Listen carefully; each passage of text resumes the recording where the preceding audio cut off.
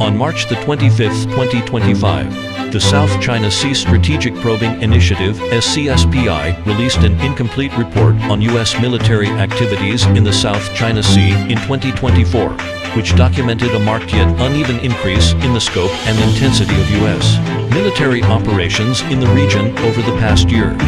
Specifically, the frequency of bomber missions and the number of ship days involving ocean surveillance or survey vessels both doubled compared to 2023, signaling a sharp upward trend.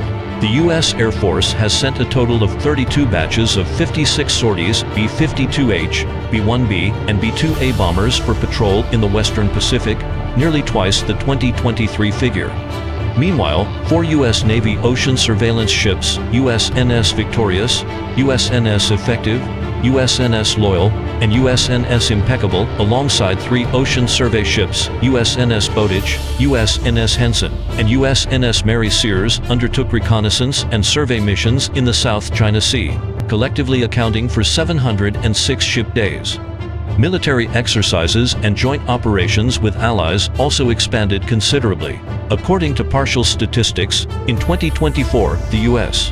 military conducted 125 large-scale exercises and drills across the South China Sea and adjacent regions, extending east to the Philippine Sea and south to Australia, along with several thousand smaller-scale drills.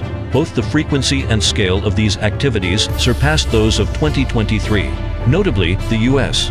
military has continued to utilize the Philippines as a strategic hub for developing incremental capabilities, intensifying its exercises, drills, and strategic tactical deployments aimed at scenarios concerning the South China Sea and the Taiwan Strait. While high-intensity aerial reconnaissance against China continued in 2024, the increase was relatively limited. In 2024, the U.S. military dispatched various types of large reconnaissance aircraft from Osan Base, Kadena Base, Anderson Base, Clark Base, Philippines, and other places to conduct reconnaissance in the South China Sea. The cumulative deployment included the U.S. NP-8A anti-submarine aircraft and MQ-4C unmanned aerial vehicle UAV, the UNIFOR 135 reconnaissance aircraft, E-3B airborne early warning aircraft, MQ-9 Reaper UAV, and the U.S. Army USA Ares Reconnaissance aircraft Global 6500, totaling about 1,000 sorties, with no significant increase compared to 2022 and 2023. Carrier Strike Group (CSG) and submarine operations demonstrated steady growth. In 2024, the U.S. military dispatched 3 CSGs, USS Carl Vinson, USS Theodore Roosevelt, and USS Abraham Lincoln, for a total of 8 activities accessing the South China Sea. Of these, 5 were brief transits lasting only 3 to 5 days. The USS Theodore Roosevelt CSG remained in the South China Sea for 58 days, marking the longest deployment of the U.S. CSGs in the South China Sea in recent year.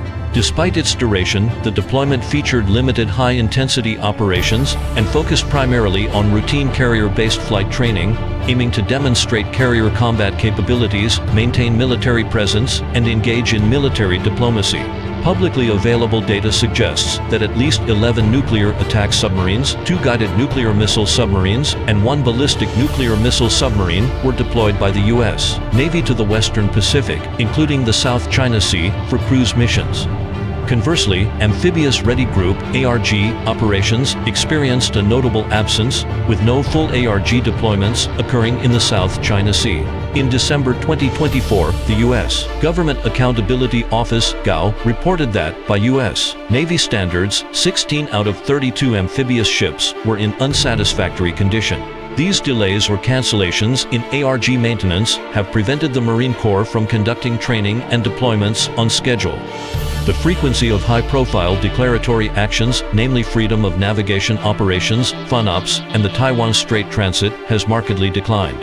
In 2024, the U.S. military conducted only 2 island, intrusive FONOPs, slightly above the single operation in 2015, indicating an overall downward trend. Nevertheless, other types of FONOPs have not diminished. U.S. warships transited the Taiwan Strait 5 times in 2024, down from 6 in 2023, 9 in 2022, 12 in 2021, and 15 in 2020, demonstrating a clear decline in frequency over the past 5 years.